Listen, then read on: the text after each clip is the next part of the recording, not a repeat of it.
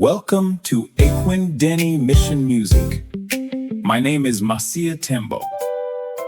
This channel is dedicated to celebrating the Christian faith through Bible storytelling, Christian history, sacred music, poetry, and inspiring messages that bring God's word to life. Whether you are passionate about biblical history, gospel music, language preservation, or faith-building stories, you have come to the right place. My goal is to create content that educates, inspires, and encourages, while preserving the rich spiritual heritage that has been handed down through generations. If you enjoy this content, please subscribe, turn on notifications, and join our growing community. Thank you for being here. Now, let us explore a remarkable detail hidden in Scripture, one that reveals how God's plan of redemption was established long before humanity fully understood it. Throughout the Bible, God often uses people, places, ceremonies, and objects as shadows of greater realities yet to come. What may appear to be a simple instruction in the Old Testament frequently points to the person and work of Jesus Christ. One such example is found in the book of Exodus and the laws given through Moses. God instructed Moses to build the Ark of the Covenant, a sacred chest that would contain the tablets of the Ten Commandments. The Ark represented God's presence among his people and occupied the most sacred place in Israel's worship, the Holy of Holies. Once each year, on the Day of Atonement known as Yom Kippur, the high priest entered the Holy of Holies to offer sacrifices for the sins of the nation. God gave Aaron detailed instructions concerning this sacred duty. In Leviticus 16:4, Aaron is instructed to wear holy linen garments before entering the presence of God. Then, after completing the atonement ceremony, God gives another instruction. Then Aaron shall come into the tent of meeting and take off the linen garments which he put on when he went into the holy place, and shall leave them there. At first glance, this may seem like a minor detail. Many of us have read past without giving it much thought. Yet every instruction from God carries purpose and meaning. Sometimes that meaning remains hidden for centuries until God reveals its fulfillment. Now let us fast forward approximately 500 years to the morning of the resurrection. John chapter 20 tells us that Mary Magdalene arrived at the tomb and found the stone rolled away. She immediately ran to inform Peter and John. The two disciples raced toward the tomb. John arrived first. He stooped down and looked inside, seeing the linen wrappings lying there. But he did not enter. Moments later, Simon Peter arrived and went straight into the tomb.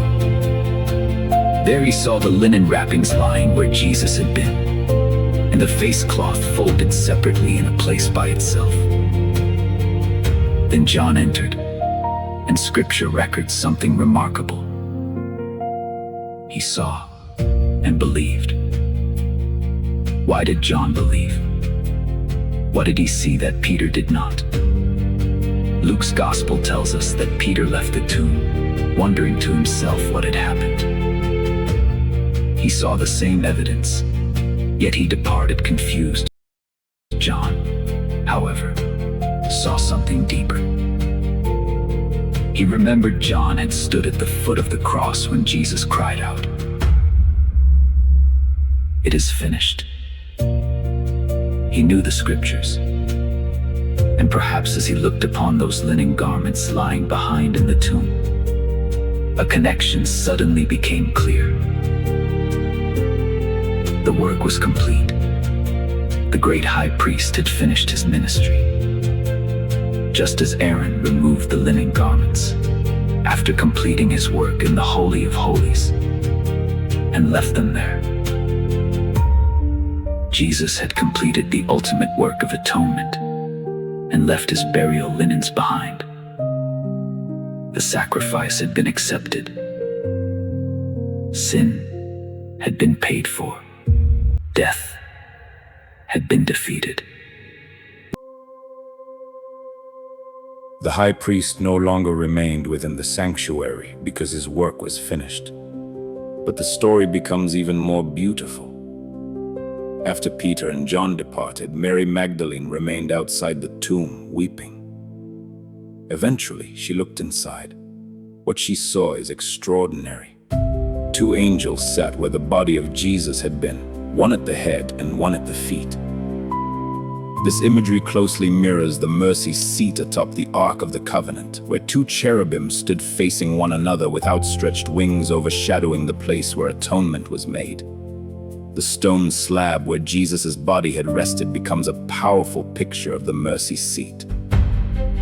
The 2 angels resemble the cherubim. The tomb itself becomes a symbol of the true Holy of Holies.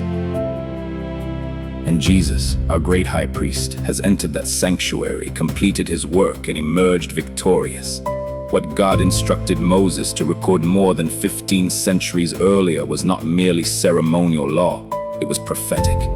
It was pointing forward to Jesus Christ. Every sacrifice, every priestly garment, every drop of blood, every detail of the tabernacle. All of it was preparing the world for the moment when the Son of God would become both the perfect sacrifice and the perfect high priest. The redemption plan was never an afterthought. Before humanity understood its need for salvation, God had already written the story of redemption into the pages of Scripture. And because of Christ's finished work, we are given this glorious promise in Hebrews chapter 4. Therefore, since we have a great high priest who has ascended into heaven, Jesus, the Son of God, let us hold firmly to the faith we profess. For we do not have a high priest who is unable to sympathize with our weaknesses, but one who has been tempted in every way, just as we are, yet without sin. Let us then approach the throne of grace with confidence, so that we may receive mercy and find grace to help us in our time of need. What an incredible assurance. The tomb is empty. The work is finished. The high priest lives. And because he lives, we can approach God's throne with confidence, knowing that mercy and grace await us there. Amen.